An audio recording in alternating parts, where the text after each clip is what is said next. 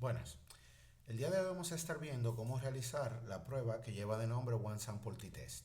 Ya en videos anteriores hemos visto cómo se realiza la prueba Two Sample T-Test, que lo que hace es comparar dos poblaciones que son independientes una de la otra, y hemos visto cómo realizar la prueba Per T-Test, que lo que busca es comparar una población antes y después, pero sobre la base del mismo objeto de estudio. Pero, ¿qué pasa si queremos comparar un solo set de datos con un valor de referencia? En este caso podemos utilizar la prueba One Sample T-Test. Para realizar la prueba vamos a estar utilizando nuestro software RStudio, que es básicamente el IDE que se utiliza para R. Lo primero que vamos a hacer es cargar nuestros datos. El set de datos que vamos a ver describe la altura y peso de hombres y mujeres de un estudio que se trabajó previamente. Los datos van a ser cargados desde un formato CSV que, si se fijan aquí, utilizamos el comando readCSV para poder leer el nombre del archivo. ¿Por qué utilizamos el comando fname? Porque el comando fname lo que va a hacer es servirnos para poder abrir una ventana que nos permita buscar en el computador para luego entonces llamar a ese archivo y colocarle el nombre de altura. Vamos a hacerlo, ¿verdad? Corremos nuestros dos comandos y lo primero que va a abrirnos es esta ventana. En esta ventana vamos a elegir el archivo CSV, que si se fijan es peso y altura.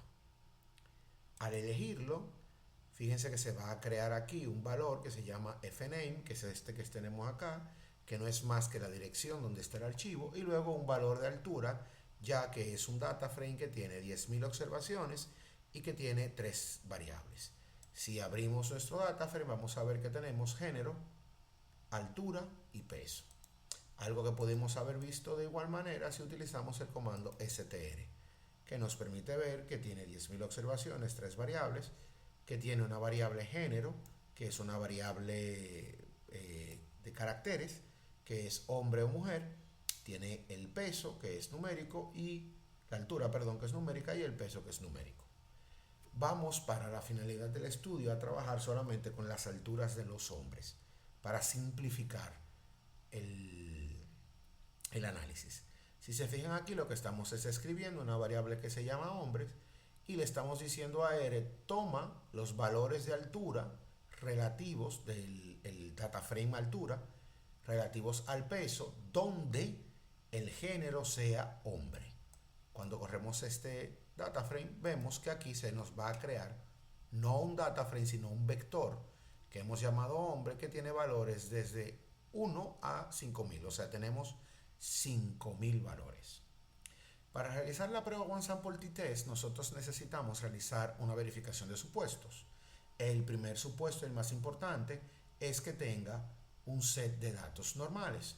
Para poderlo hacer, vamos a verificarlo de dos formas. Primero, vamos a verlo mediante un histograma de frecuencia, que si se fijan acá, este histograma de frecuencia se ve como una campana, tal cual como describe la distribución normal, que es una campana simétrica, ¿verdad? Tipo campana de Gauss.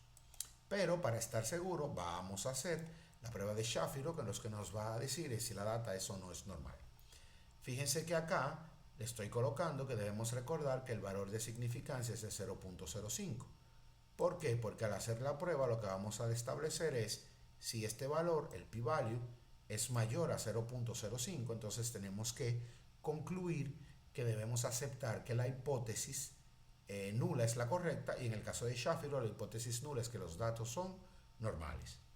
Por lo que podemos decir que el set de datos de altura de los hombres es un set de datos que sigue una distribución normal. Y lo siguiente que tenemos que probar es que tengamos 30 o más pruebas. Esto es para apelar a la ley de números grandes, que nos dice que después de pasar a 30 observaciones existe una mayor posibilidad de que los datos sean normales. Corremos el valor length en este caso porque es un vector y vemos que tiene 500 observaciones, 5000, perdón, algo que podíamos ver aquí y que también pudimos ver previamente cuando analizamos el STR tomando en consideración que los géneros de hombres y mujeres tenían 5.000 unidades cada uno, 5.000 muestras, que serían las 10.000 observaciones. Luego vamos a la hipótesis de la prueba. Vamos a probar, como en todos los casos, las tres modalidades de la hipótesis. La primera es una prueba bilateral. ¿Qué es lo que nos dice esta prueba bilateral? Bueno, aquí lo que vamos a probar es si las poblaciones son igual o diferente al valor de referencia. En nuestro caso tomamos un valor de referencia de 80. ¿Por qué de 80? Porque simplemente yo quiero saber si en realidad la media de la altura de los hombres es igual o es distinta a 80. Podría haber sido otro valor cualquiera que habitualmente les va a ser dado en la solicitud para el análisis. En nuestro caso tomamos 80. Entonces, ¿qué significa una prueba bilateral? Bueno, que vamos a probar si la media del set de datos, que es hombre, es mayor o menor que 80. No importa si es mayor o si es menor. Por eso vamos a trabajar con una prueba bilateral, ¿verdad? En nuestro caso, ¿cómo hacemos la prueba? La prueba se va a hacer digitando el comando t.test, paréntesis, decimos cuál es el data frame, en este caso el vector que vamos a utilizar, hombres, definimos el valor de referencia que es 80, mu igual a 80, y de manera alternativa le decimos a la prueba que es una prueba de dos vías, de dos lados, de dos caras, para entonces poder evaluar si es mayor o si es menor, ¿verdad? Si es diferente al final del día. Corremos esta prueba y recordando que el valor de referencia es 0.05, vemos que nuestro valor de p-value es menor que 0.05. Como es menor, tengo que rechazar la hipótesis nula que me dice que la media de la población es igual al valor de referencia, en este caso 80, y tengo que aceptar que es diferente porque tengo que aceptar la hipótesis alternativa. Ahora tenemos que probar no solamente si son iguales o si son diferentes. Nosotros queremos saber si es mayor o si es menor. Entonces tenemos que hacer pruebas ya no bilaterales, sino pruebas unilaterales. Ahora lo que vamos a hacer es hacer una prueba unilateral de cola hacia la derecha, de cola hacia aquí arriba, hacia aquí, en esta parte del histograma. ¿Qué es lo que vamos a probar?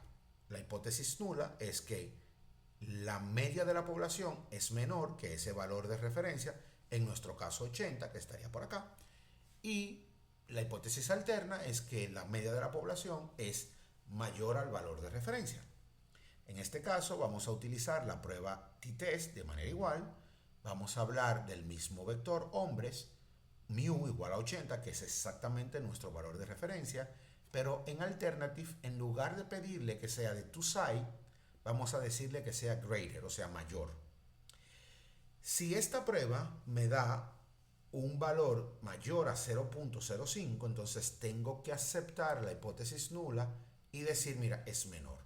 Pero si me da un valor menor a 0.05, entonces tengo que aceptar la hipótesis alterna de que es mayor. Vamos a correr nuestro script para ver qué nos da. Fíjense que en este caso nos da un p-value de 1. Lo que nos está diciendo es, mira, de seguro, que la media de tu población es menor o, fíjense que dice igual al valor de referencia. Como yo ya descarté previamente que sean iguales, yo sé que aunque diga menor o igual, lo que me está diciendo acá es que es menor. Pero de cualquier manera voy a probar con una prueba unilateral, pero de cola izquierda, esa afirmación. ¿Qué hacemos en la prueba unilateral de cola izquierda?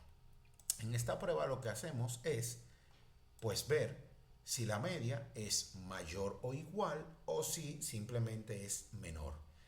Para ser consecuentes o para que la prueba sea consecuente con las pruebas anteriores, aquí debería de pedirme que rechace la hipótesis nula de que es mayor o igual y que acepte la alterna de que es menor.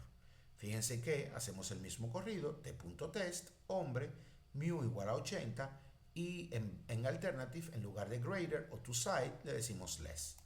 Vamos a correr Y fíjense que nos da un valor, un p-value muy pequeñito, y nos está diciendo en este caso, tienes que rechazar, perdón, la hipótesis nula de que la población es mayor o igual y aceptar la alterna de que es un valor menor. Ya por las pruebas que hemos hecho podemos discriminar sin temor a dudas de que la media de los hombres de este estudio es menor que 80. Menor que 80. Ahora vamos a ver un detalle particular de este set de datos que no revisamos o que no probamos en estos supuestos. Este set de datos, si hacemos un boxplot del set de datos, vamos a ver lo siguiente. Fíjense que tiene una serie de datos que está por encima del bigote superior y por debajo del bigote inferior. Lo que significa en este caso que tenemos outliers. Los outliers pueden alterar el resultado de la prueba. En este video voy a aprovechar para mostrarle cómo nosotros podemos discriminar o cómo podemos eliminar los outliers de un set de datos. Esto que vamos a hacer es la forma más básica de eliminación y debemos de tomar otras consideraciones. Pero para lo que vamos a probar, esto que vamos a hacer es más que suficiente. Vamos a definir el primer cuartil, ¿verdad? Que simplemente es decirle a R con la función quantile de hombres y dame el cuartil 25, que sería el primer cuartil. Corremos el script. Luego hacemos lo mismo con el tercer cuartil, que sería .75.